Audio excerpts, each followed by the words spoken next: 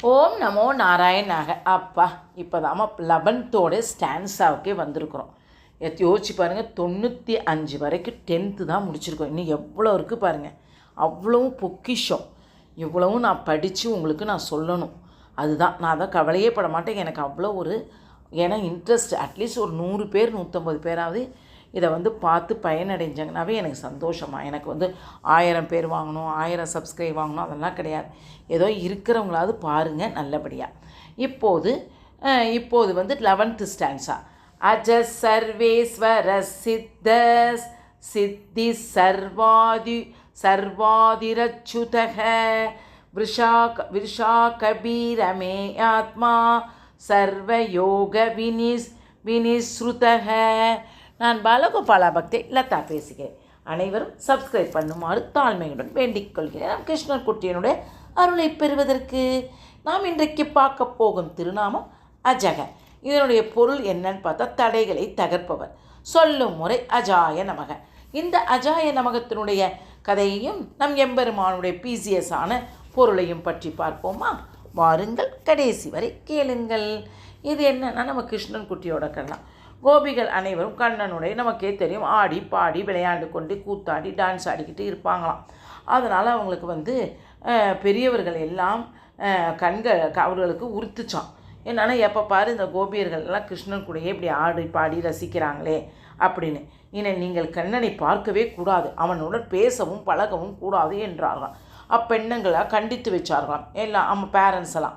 உடனே அடித்தும் பார்த்தலாம். ஆனால் கிருஷ்ணன் பக்தியை வடிவெடுத்தவர்கள். கிருஷ்ணன் பக்தியிலேயே இருந்தவர். அதனால் கோபிகளால் ஒரு நொடி கூட கண்ணனை பிரிந்தே இருக்க முடியவில்லையாமாம். இவர்கள் கண்ணனோடு பழகுவதை தடுக்க என்ன வழி என்று யோசித்தார்களாம் ஊர் பெரியவர்கள். தங்கள் வீட்டு பெண்ணை நிலவரைன்னா அந்த அண்டர் கிரவுண்டில் அடைச்சி வச்சுட்டாங்களாம். அந்த நிலவரையில் இருந்து வெளிவர முடியாமல், கண்ணனை காண முடியாமல் தவித்த பெண்கள், கண்ணா, இந்த தடைகள் எல்லாம் நீயே தகர்த்து உன்னுடைய தரிசனத்தை எங்களுக்கு தந்தருள வேண்டும் என்று பிரார்த்தித்தார்களாம். அவர்களும் பிரார்த்தனையை ஏற்ற கண்ணன் ஒரு லீலை செய்ய திட்டமிட்டாராம். கண்ணனுக்கா தெரியாது நம்ம கண்ணன் குட்டிக்கு? ஏற்பாடில் பஞ்சம் ஏற்படுவதற்கான அறிகுறிகள் தென்பட்டது. அதை கண்ட ஊர் பெரியவர்கள் கர்க முனிவரை தேடி போனாங்களாமா. பஞ்சம் வராமல் தடுக்க வழி கூறுமாறு வேண்டிக் கொண்டார்களாம். அதுக்கு கர்க முனி, மார்கழி மாதம் வரப்போகிறதல்லவா, அப்போது உங்கள் வீட்டு பெண்கள் அனைவரும் காத்தியாயனி நோன்பு, அதாவது நமக்கே தெரியும், அதாவது துர்கைக்கு நோன்பு எடுக்க சொல்லுங்கள். விடியற் காலையில் எழுந்து பஜனை செய்தபடி யமுனை சென்று நீராடி நோன்பு நோற்றால் நாட்டில் மழை நன்றாக பொழியும், பஞ்சமே ஏற்படாது என்றாராம் கர்க்க முனிவர். எப்படி பாருங்க கிருஷ்ணனுடைய இதெல்லாம் லீலை. அடுத்த நாள் ஊர் பஞ்சாயத்தை கூட்டி பெரியவர்கள் கர்க்கரின் அறிவுரைப்படி உன்னை பெண்களை எல்லாம் மார்கழி நோன்பு நோக்கச் செய்ய தீர்மானித்தார்களாம். அந்த பெண்கள் ஒரு ஆண் துணை வேண்டுமல்லவா அந்த பெண்களுக்கு என கால நேரம். அதனால் எல்லா கன்னி பெண்களும் விடியற் காலையில் தனியாக அனுப்புவது சரியல்ல என்று நிறைய பேர் சொன்னதுனால அவ்வூர் பெரியவர்களுக்கு மார்கழி மாத குளிர் என்றாலே பயம். எனவே ஆண் துணை யாருமே இல்லாமல் இருப்பதை யோசித்து கொண்டிருக்கையில் ஒருவர், இந்த கண்ணன் எப்பொழுது விஷமங்கள் செய்து கொண்டே இருக்கிறானே, இவனை எப்படி நம்புவது அப்படின்னு சொன்னாங்களாம். சொன்ன உடனே உன்னை துணைக்கு போக, அதாவது என்ன சொல்கிறாரு, அந்த கண்ணனையே நம்ம துணைக்கு போக சொல்வோம், அவன் செய்யும் விஷமங்களுக்கு இதுவே சரியான தண்டனை என்றாராம். எப்படி பாருங்க. அதை பலரும் ஆமோதிக்கவே கண்ணனை நோன்பு நோக்க செல்லும் பெண்களுக்கு மெய்காப்பலனாக நியமித்தார்களாம். ஏன்னா கண்ணனுக்கே தான் நோன்பு, இது அவருக்கு நோக்க செய்து அவரே மெய்காப்பலனாக இருந்தாராம், அதை பாதுகாவலனாக இருந்தாராம். இது கோபியர்களுக்கு பழம் நழுவி பாலில் விழுவது போல இருந்ததாம். கண்ணனை பார்க்கக்கூடாது, அவனுடன் பேசி பழகக்கூடாது என்று தடை போட்ட பெரியவர்கள் இப்போது அவனையை பார்த்து பேசி பழக வாய்ப்பு ஏற்படுத்தி தந்து விட்டார்களே. ஆகா, கண்ணன் எப்பேற்பட்ட லீலைகள் செய்துள்ளான் என்று எண்ணி மனம் மகிழ்ந்தனா.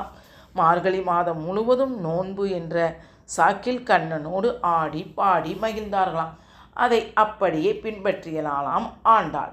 தன்னை ஒரு கோபிகையாகவும் ஸ்ரீவில்லிபுத்தூர் ஆயர்பாடியாகவும் வடபத்திர சாயின் கண்ணனாகவும் அவர் அவள் வந்து அவன் வந்து கோவிலை நந்தகோபன் திருமாளிகையாகவும் தன் தோழிகளை இறைச்சிகளாகவும் பாவித்து மார்கழி நோம்பு நோற்று திருப்பாவை பாடினாளாம் ஆண்டாள்.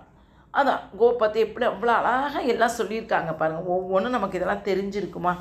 கோபிகள் கண்ணனை அனுபவிக்க முடியாமல் தடுத்த தடைகளை போக்க எண்ணிய கண்ணன் ஆயர்பாடியில் பஞ்சம் ஏற்படுவது போல தோன்றி அறிகுறிகள் உண்டாக்கு அதற்கு பரிகாரமாக பெண்களை நோன்பு நூக்க வேண்டும் என்று கற்கரை சொல்ல வைத்து அவர்களுக்கு பாதுகாவலமாகவே கண்ணனை ஊரார்கள் நியமிக்கும்படி லீலைகள் செய்த கோபியர்களுக்குத்தான் அனுபவத்தை தந்தான் நம்முடைய கண்ணபிரான். இவ்வாறு தன்னை வழிபடுவதற்கு இடையூறாக வரும் தடைகளை தவிடு பொடி ஆக்கி தன் அடியார்களை தடையின்றி வழிபாடு செய்து வகை தருவதால் அஜக என்ற திருமால் போற்றப்படுகிறது. அதுவே விஷ்ணு சகஸ்ரநாமத்தில் 96வது திருநாமமாக அஜாய நமக என்று சொல்லி தினமும் வரும் அன்பர்களின் வாழ்வில் வரும் தடைக்கற்கள் யாவும் படிக்கற்களாக பாரும். இப்போ தான் நான் போன ஸ்லோகத்தில் தான் சொன்னேன். என்ன சொன்னேன்? நம்மளால் எனக்கு ஆசை தான், என்னால் முடியும், ஆனால் எப்படி செய்ய போகிறனோ தெரியல அப்படின்னு நீங்கள் ஒரு வார்த்தை சொன்னங்கன்னா கடவுள் நிச்சயம் நமக்கு வழிகாட்டுவார். இப்போ என்ன சொன்னேன்? ஆயர்பாடிகளுக்கு கண்ணன் மேலே கண்ணன் கூட விளையாடணும், ஜாலியாக இருக்கணும், பாட்டு பாடணும், ஆடணும் அப்படின்னு ஆசைப்பட்டாங்க. ஆனால் பெரியவங்கள்லாம் கொண்டு போய் கீழே வச்சு பூட்டினோன்னு. ஆனால் இவர் என்ன சொன்னார்?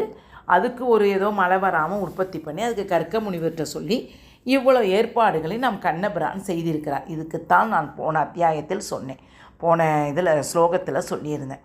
நம்மளால் முடியாதுன்னு என்று இல்லை. இப்போ உள்ள பிள்ளைங்க ஐயோ எனக்கு நேரம் இல்லை, ஐயா என்னால் முடியாதுப்பா, எனக்கு டைமே இல்லை. உண்மையிலேயே எனக்கெல்லாம் இந்த நவராத்திரி அப்போலாம் டைமே இருக்காது. ஆனாலும் இதை படிக்கணும்னு மனசில் ஒரு டைம் டேபிள் போட்டோன்னா அதை எப்படியாவது கடவுள் வழிவகுத்து அந்த இதில் எப்படி தண்ணி ஓடுறப்ப தண்ணியில் போக முடியாதுன்னு இப்படியே விளக்கி விட்றாலோ அந்த மாதிரி எனக்கு அவ்வளோ அழகாக விளக்கி விடுவார்மா. இதெல்லாம் நான் கண் கூட நான் பார்த்துருக்குறேன். அதனால தான் சொல்கிறேன், ஒவ்வொரு குட்டி விஷயத்திலும் நீங்கள் ஆசைப்படுங்கள். பெரிய விஷயத்தை விட்டுவிட்டு குட்டி விஷயத்தில் ஆசைப்படுங்கள். நிச்சயம் நீங்கள் நன்றாகவே இருப்பீர்கள். அனைவரும் பிடித்திருந்தால் லைக் பண்ணவும், ஷேர் பண்ணவும், கமெண்ட் பண்ணவும். நான் சொல்கிறேன் என்று நினைத்து கொள்ளாதீர்கள் என் சகோதர சகோதரிகளை. இது அனைத்தும் உங்களுடைய நன்மைக்காகத்தான். ஓகேவா? அதனால் இறைவனுக்கும் எந்த ஒரு பலனும் இல்லை, எனக்கும் எந்த ஒரு பலனும் இல்லை. எல்லாம் நீங்கள் நலனடைவதற்காக. ஓகேவா? ஹரே கிருஷ்ணா.